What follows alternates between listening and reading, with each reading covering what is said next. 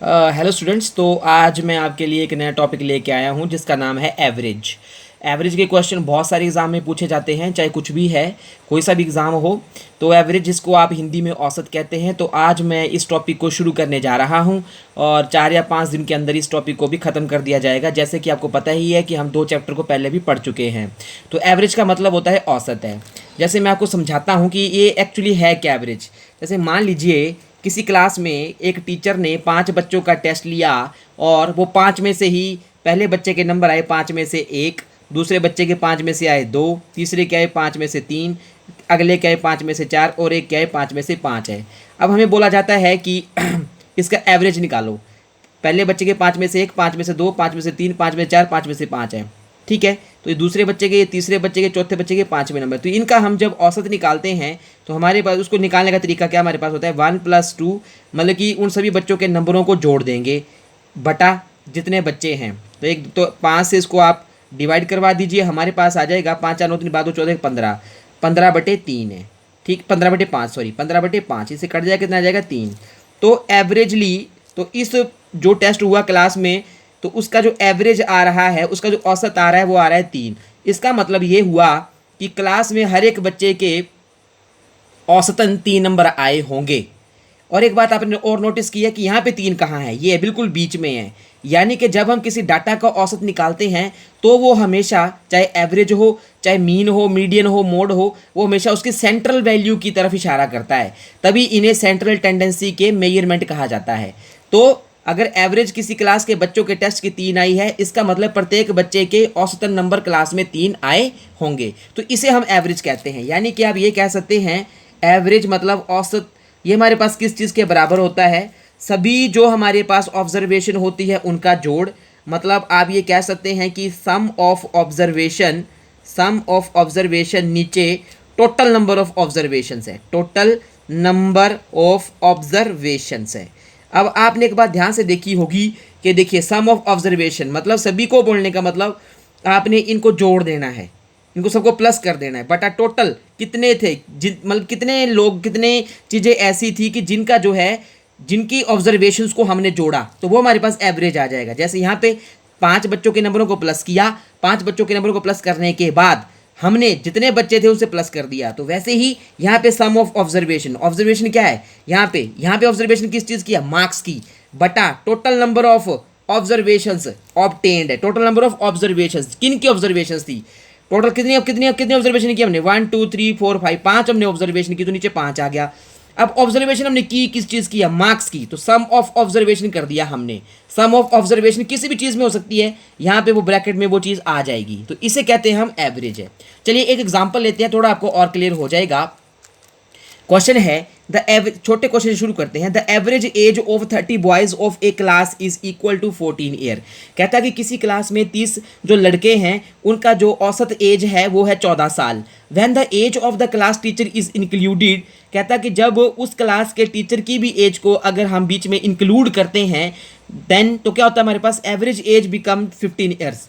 तब वो जो एवरेज एज है उन 30 बच्चों की और टीचर की एज को डाल के वो 15 वर्ष हो जाती है। बताइए कि जो क्लास टीचर की एज थी वो क्या थी। इस क्वेश्चन को हम किस तरीके से करते हैं, देखिए सबसे पहले एवरेज एज ऑफ 30 बॉयज।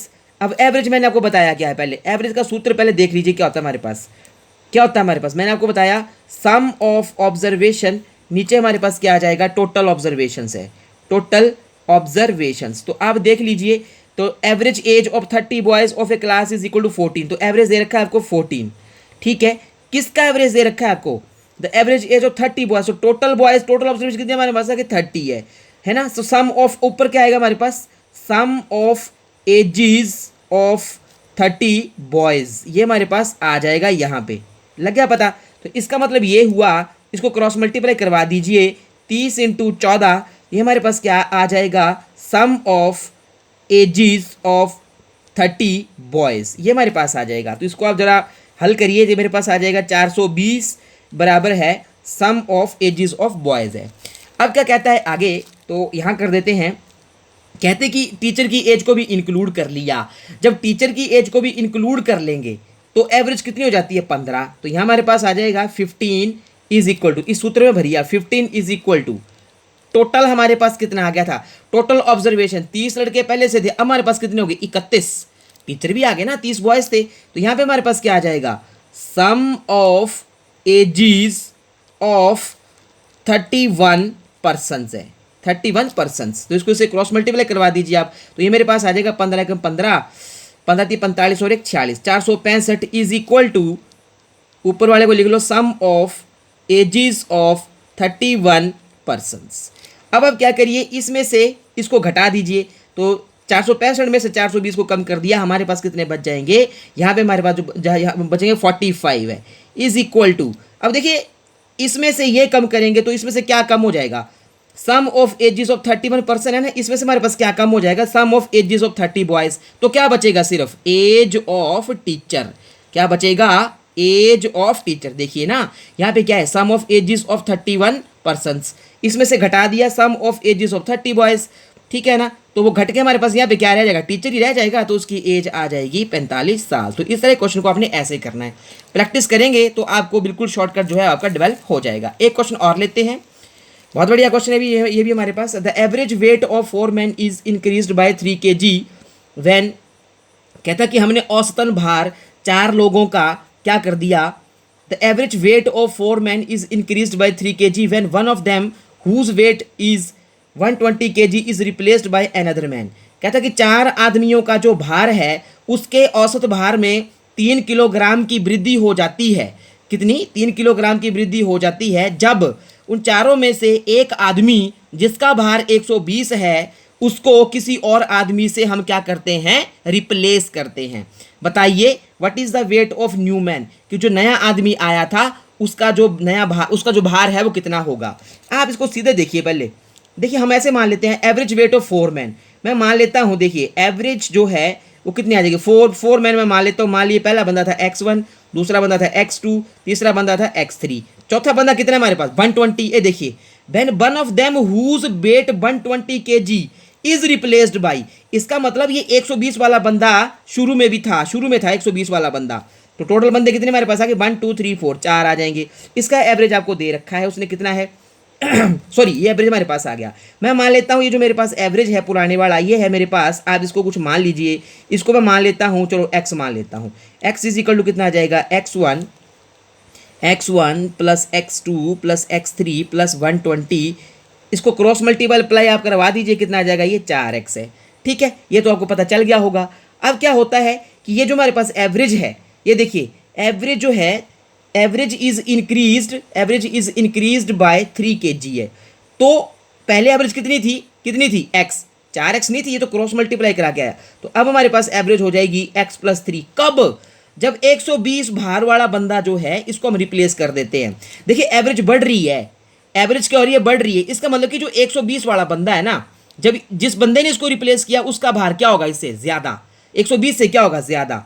तो मैं क्या करता हूँ, इसको कुछ ऐसे मान लेता हूँ, x1 plus x2 plus x3 is equal to 120 plus t मान लेता हूँ, जो चौथा बंदा था उसका जो टोटल भार है। देखिए उसका जो चौथा बंदा जिसने इस 120 वाले को रिप्लेस किया उसका भार इससे क्या होगा, ज़्यादा, तभी तो बोलने का मतलब जो है एवरेज बढ़ गई है। ये देखिए the average weight of 4 men is increased कितना, बाय 3 kg, ठीक है ना जी। तो टोटल बंदे हमारे पास कितने हो गए, गिनिए 1 2 3 4, टोटल हमारे पास आ गया 4। तो अब हम क्या करेंगे, ध्यान से देखिएगा, हमारे पास आ जाएगा 4x जमा 12 इज इक्वल टू कितना आ जाएगा हमारे पास, x1 plus x2 plus x3 plus 120 plus t। अब देखिए यहाँ तक की वैल्यू तो आपको पता है, ये देखिए ये है टोटल वैल्यू, तो कितनी वैल्यू आ गई हमारे पास यहाँ तक, ये आ जाएगी 4x जमा 12 इज इक्वल टू कितनी आई थी हमारे पास यहाँ तक वैल्यू, देखिए कितनी आई थी, 4x है, तो आ जाएगा 4x जमा टी, 4x से 4x कट गया, t कितना आ जाएगा 12।